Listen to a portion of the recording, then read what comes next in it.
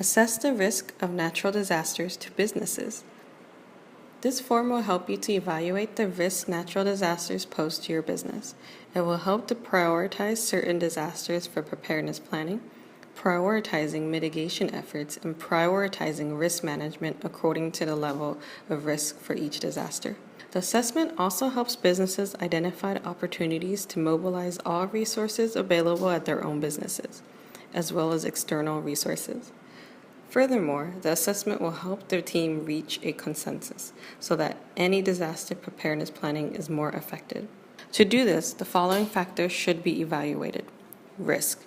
Evaluate the hazards of natural disasters that often occur or have occurred in the area that your business operates.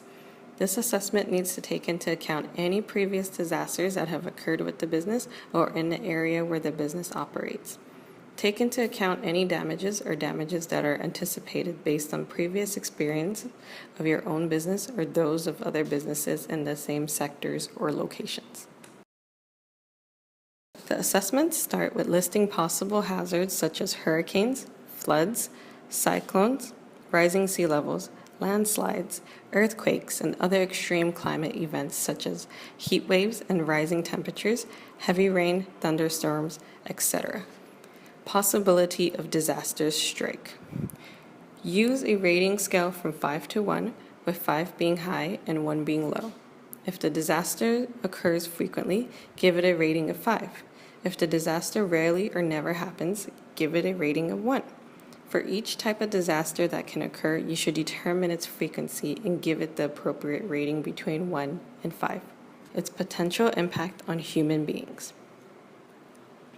Use a rating scale from 5 to 1, with 5 being high and 1 being low.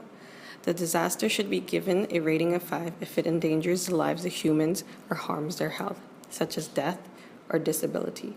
A 5 would also imply that it affects the health of many workers or employees.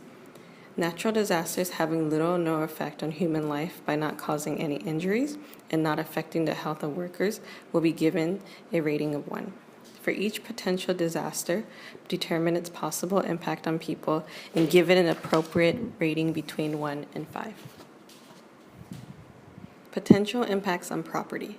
Use a rating scale from 5 to 1, with 5 being high and 1 being low. Natural disasters that cause severe damage, such as the destruction of property, facilities, buildings, warehouses, and equipment, would be given a rating of 5 since it is high in terms of danger. Natural disasters resulting in little or no property destruction would be given a rating of 1, since it is low in terms of danger. For each potential disaster, determine its possible impact on property destruction and rate it appropriately between 5 and 1. Potential impact on business production. Use a rating scale from 5 to 1, with 5 being high and 1 being low.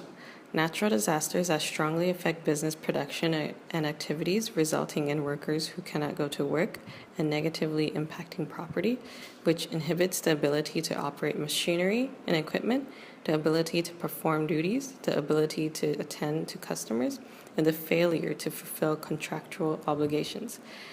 This results in expenses and loss of profit due to repairs and the halt of business production. These disasters would be given a rating of 5 because they are the most severe. Natural disasters having little or no effect on business operations, working capacity, machinery, capability of the operation of equipment, as well as the ability to perform responsibilities and commitments to customers and contractual obligations have the least impact, so they will be given a rating of 1. For each disaster, determine the impact it will have on business production and give it an appropriate rating between 1 and 5. Internal resources. Internal resources are all the available resources that businesses can use immediately in emergency situations, or resources that can be immediately replenished when business productions are compromised or disrupted by natural disasters. For example, human resources for disaster prevention includes people who are assigned to manage emergency situations, on-site fire protection equipment, backup generators of enterprises, and vehicles that can be used for disaster preparation and response. Internal resources can include materials, reserve goods, and budgets for disaster prevention that can be utilized on the spot immediately. In order to list and rate internal resources regarding the above, give a rating of 1 to the strongest resource and a rating of 5 to the weakest resource. With each disaster, determine the appropriate rating by evaluating the internal resources between the two levels. External resources. External resources are all the available resources that businesses can assess in a disaster situation when required or contacted. For example, a request for emergency support from relevant agencies such as police, rescue forces, fire protection, and environmental sanitation, all from local electrical, medical, water, and financial services. The rating method is similar to the evaluation of internal resources above. For each disaster, determine the appropriate rating of external resources between the levels, with the strongest being 1 and the weakest being 5. Total. After evaluating all the possible factors of each disaster, you will need to add up the rows and write the result in the total column.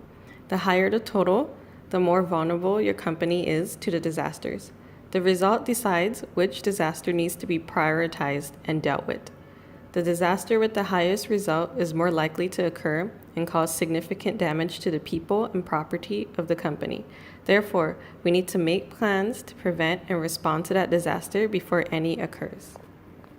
Note: in the process of evaluating and rating the information, if one or more people in the team disagree, it should be recorded in the notes for later review after specific planning.